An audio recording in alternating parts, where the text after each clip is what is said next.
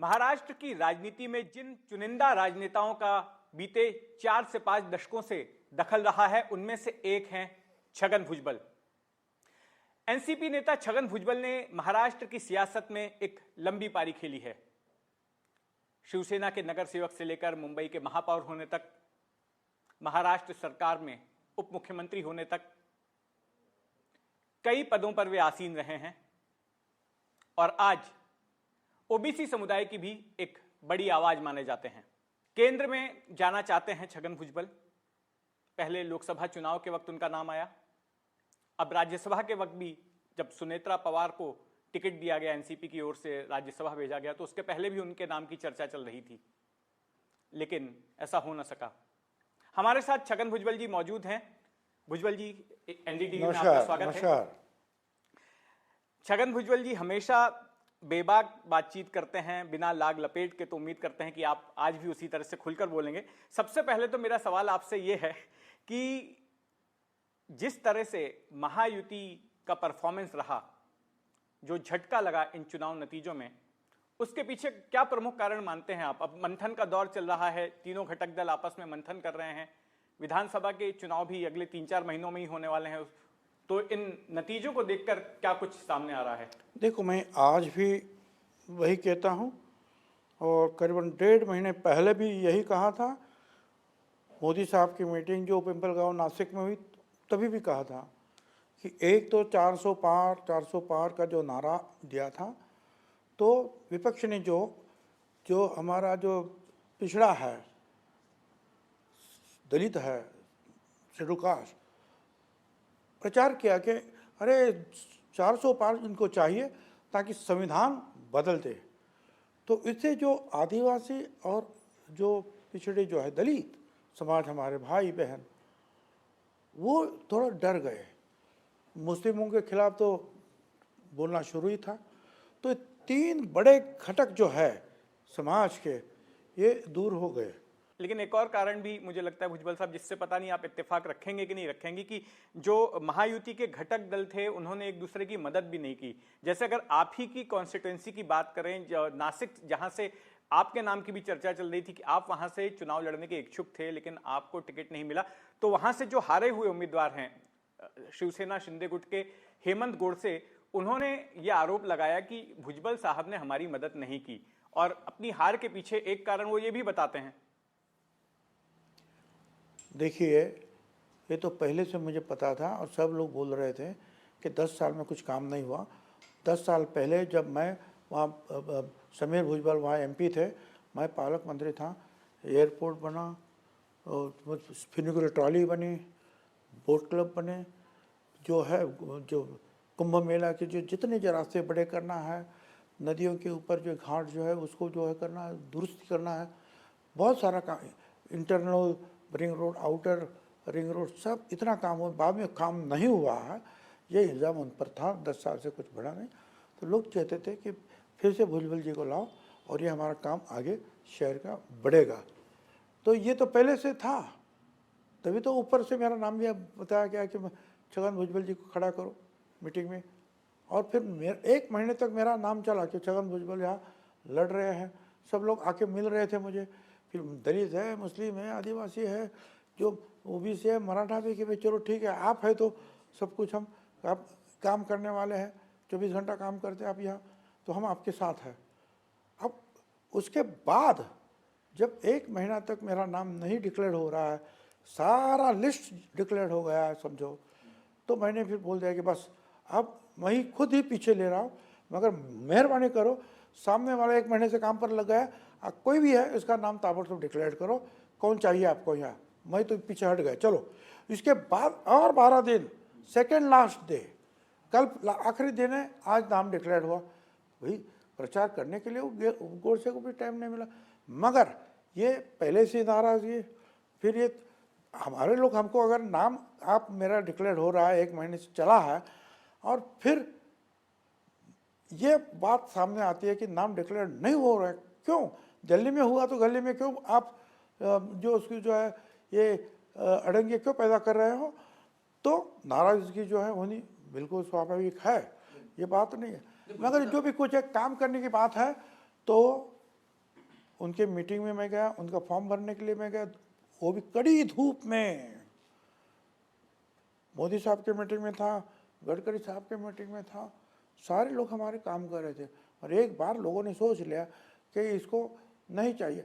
पहले जैसे बताया, पहले से मुस्लिम, दलित, आदिवासी तो वो तो बिछड़ चुके थे, और थोड़े से जो है ये जो काम नहीं हुआ, क्या इन्होंने कुछ काम नहीं किया, इसलिए भी जो है कुछ लोगों ने जो है नकारात्मक भूमिका ली। भुजबल साहब, आपने जैसे कहा कि एन मौके तक आपका नाम या फिर नासिक के कैंडिडेट का नाम डिक्लेयर नहीं किया गया, इसी तरह की स्थिति विधानसभा चुनाव में भी आप लोग का सीटों का बंटवारा अगर सही समय पर नहीं हुआ।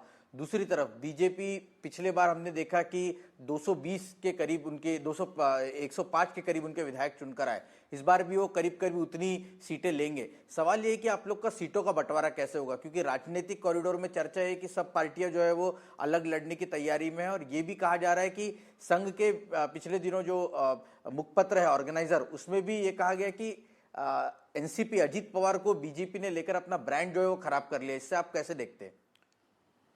देखिए, एक तो आप जो कह रहे हैं ये मुझे पता नहीं है कि अलग अलग लड़ेंगे हम लोग। मैं आज तक समझ रहा हूँ कि हम लोग साथ में लड़ेंगे, नंबर एक। नंबर दो, आज की तारीख में हमारे 54-55 जो भी है, और फिर जो अपक्ष हमारे साथ हैं तो करीबन 60 लोग हैं। हम लोग क्या कहते हैं कि भाई 20-25 हमको बढ़ा दो। हमारे जैसे लोग इतने हैं 55-60, उसके भी जो है शिंदे साहब की करीबन जो है कम ज़्यादा उतने जो विधायक उनके भी आए हैं। तो हमको जो 80 है या 85 दे दो, और ऊपर के जितने भी 128 या और कुछ रहेंगे वो बिग ब्रदर जो है हमारे बीजेपी की, वो लड़े। अभी ये जो मैं बंटवारा जो है, ये बैजवी बंटवारा मैं समझता हूँ, फिर आखिर वो जो नेता लोग बैठेंगे कुछ रास्ता निकालेंगे। दूसरी बात है, आपने कहा कि भाई को अजीत पवार के वजह से जो ये हार हुई है, तो फिर मैंने ठीक है, उनकी जो है वो समझ है कि हमारी वजह से हुई, तो फिर यूपी में किसकी वजह से हुई? दूसरी जगह पे जहां 100% बीजेपी चुनकर आने वाले थी, वहां कम क्यों हो गए? वहां तो अजीत पवार नहीं गया। तो अगर विश्लेषण करना है और बीमारी को खोजना है तो जड़ से जाकर जो है उसका पता लगा, और ऊपरी ऊपरी जो ये है वो है, ऐसा करेंगे तो फिर वही होगा। नहीं, लेकिन सर सवाल ये है कि अगर सीटों का बंटवारा, आपको लगता है कि आपको सम्मानजनक सीट नहीं मिली, बीजेपी भी कम सीटों पर लड़ने की तैयार नहीं। हमने 2019 में भी देखा था कि शिवसेना के साथ आखिरी दौर तक उन लोगों का निगोशिएशन चलता रहा। बीजेपी बहुत हार्ड बार्गेनिंग करती है, उसका कहीं ना कहीं नुकसान महायुति को इस आने वाले विधानसभा चुनाव में हो सकता है। आपको लगता है कि कब तक ये बंटवारा हो जाना चाहिए, उसकी कोई डेडलाइन आपके दिमाग में? मैंने तो कहा कि जल्द से जल्द करो, अभी अभी शुरुआत करो। क्या बाकी आगे क्या होगा, ये हाइपोथेटिकल क्वेश्चन जो है उसका आंसर तो मैंने नहीं, ये सवाल इसलिए क्योंकि मैं तो इतना ही बोल रहा हूँ कि अभी से बैठो, अभी से जो है भाई ये तुम्हारा, ये तुम्हारा, ये तुम्हारा, कुछ बाकी बचा है 40-50 सीटों के ऊपर चर्चा, वो चर्चा चलते रहे, तो बाकी के जगह पर जो है लोग काम पर लगे। नहीं, ये सवाल इसलिए उठ रहा है क्योंकि रोहित पवार, इन्होंने हाल ही में एक बयान दिया है कि जो विधानसभा का सत्र होने वाला है उसके बाद महायुति जो है 15-20 दिन में बिखर जाएगी, क्योंकि अजीत पवार की पार्टी को बहुत ज्यादा सीटें बीजेपी देने को तैयार नहीं है, वो 200 सीटों पर लड़ने की तैयारी में। अभी पता नहीं उनको किसने कहा क्या, या किसी ज्योतिष से उसने पूछा होगा। हमने तो कोई ज्योतिष देखा नहीं भाई, अब उसने कुछ देखा होगा तो वो बोल रहे हो कि उनको कैसा पता चला कि आगे क्या होने वाला है। भुजबल साहब, मेरा एक हमें तो सवाल नहीं पता। आपसे ही जुड़ा हुआ है। अब राज्य की राजनीति को छोड़कर केंद्र की राजनीति में क्यों जाना चाहते हैं? लोकसभा चुनाव के लिए भी आपने सहमति जता दी थी। अलग बात है कि हेमंत गोडसे जिद पर अड़ गए और आपको टिकट फिर नहीं दिया, आपने खुद ही ऐलान कर दिया कि आपको नहीं लड़ना है। राज्यसभा में आप जाना चाहते थे, लेकिन वहां पर भी अजीत पवार ने अपनी पत्नी सुनेत्रा पवार को भेज दिया। प्रश्न यह है कि आप महाराष्ट्र की राजनीति से हटकर केंद्र में क्यों जाना चाहते हैं, केंद्रीय राजनीति में क्यों? देखिए, एक तो आज मेरी उम्र जो है 77 ईयर्स, 77 है बिल्कुल। एनसीपी में भी मैं आज पवार साहब के साथ, दोनों एनसीपी मैं सीनियर मोस्ट हूँ। नंबर 1 पे पवार साहब है, 2 नंबर पे मैं हूँ। जितने साल शिवसेना के हुए, पहले दिन से मैं राजनीति में हूँ। 40 साल मैं आज विधानसभा में, असेंबली में हूँ, और जो मेरे साथ काम कर रहे थे उनके पोते अब उधर आके बैठे हैं। अभी मैं समझता अभी तो भाई मैं जाकर जो है उन लोगों के साथ जरा दर्शन करूं, दिल्ली में जाके बैठूं, थोड़ा सा काम करूं, ये मेरी इच्छा थी। और सभी लोग इच्छा तो करते हैं ना, कितने साल एक ही जगह पर बैठे रहेंगे। जो जिला परिषद में आता है वो बोलता है कि चलो मैं असेंबली जाऊँ, असेंबली वाला बोलता है कि मैं मंत्री बनूँ, फिर बोलता है कि मैं राज्यसभा में या लोकसभा में जाऊँ। सभी लोग तो जा रहे हैं, कुछ कुछ लोग तो ग्राम पंचायत भी नहीं लड़े, एकदम MP बन गए अभी। तो ठीक है, मगर अभी नहीं मिला तो क्या करें, उसकी अभी नाराज़गी छोड़ देना, काम करने। जो मिल गया उसी को मुकद्दर समझ लिया, जो खो गया उसी को भुलाता चला गया। मैं जिंदगी का साथ निभाता चला गया, हर फिक्र को धुएं में उड़ाता चला गया। छोड़ो कल की बातें पुरानी। अभी आगे देखो, विधानसभा आ रही है, हमको लड़ना है और जीतना है और फिर से सरकार लाना है।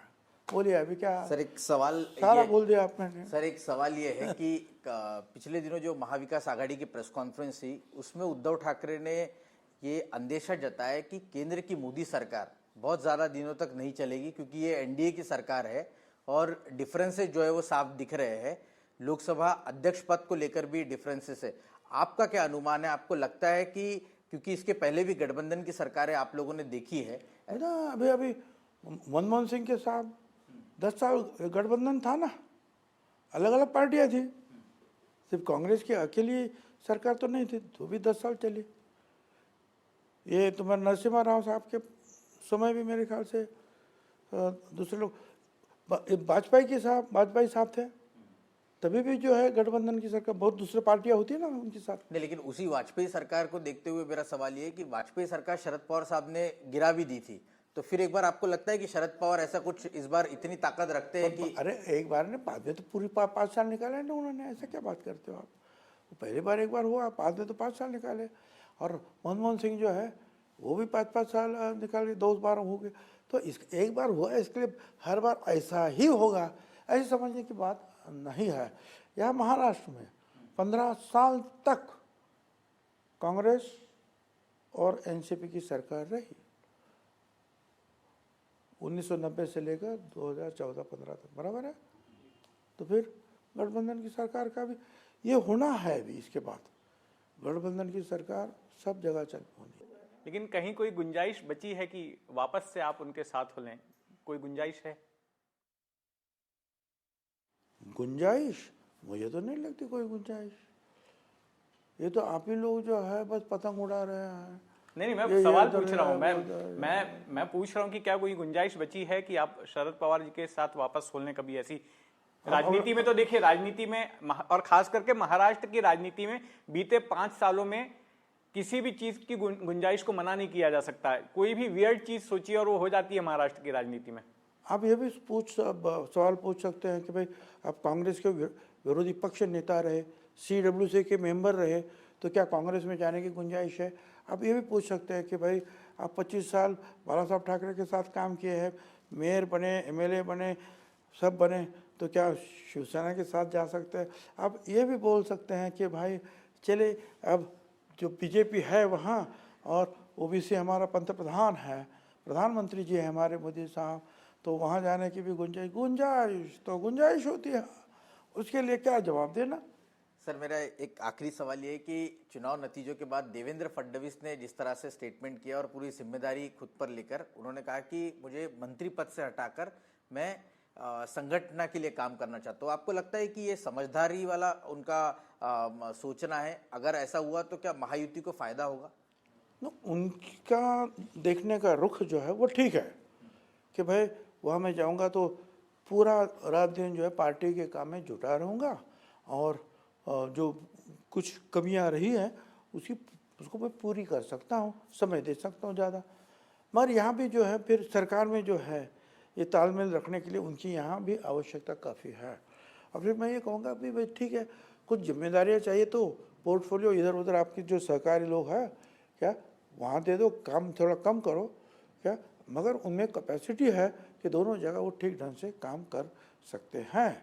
जब उन्होंने 14 से लेकर आगे 19 तक 2014 से मुख्यमंत्री ने पार्टी का भी काम किया, बाद में फिर उनके जो है 105 लोग चुनकर आए, तो आए ना, वहाँ भी तो मुख्यमंत्री थे, फिर भी काम किए, इतने लोग चुनकर आए, अभी भी आ सकते हैं। तो दोनों जगह जो है वो काम कर सकते हैं, तो उनकी दृष्टि से वो ठीक रहेगा, हमारी दृष्टि तो ये है। इसलिए हमने बोला कि भाई आप इधर ही रहो, यहाँ से जितना काम समय देना है पार्टी को दे। हम भी तो अभी पार्टी में काम करने वाले हैं ना, अजीत पवार भी पार्टी में काम करेंगे, शिंदे साहब भी पार्टी में काम करेंगे, सभी लोग तो पार्टी में काम करेंगे। तो इसका मतलब ये ना कि सब लोग मंत्री छोड़ देंगे, तो आप क्यों छोड़ेंगे? धन्यवाद छगन भुजबल जी, धन्यवाद, इस धन्यवाद, विशेष धन्यवाद। बातचीत के लिए।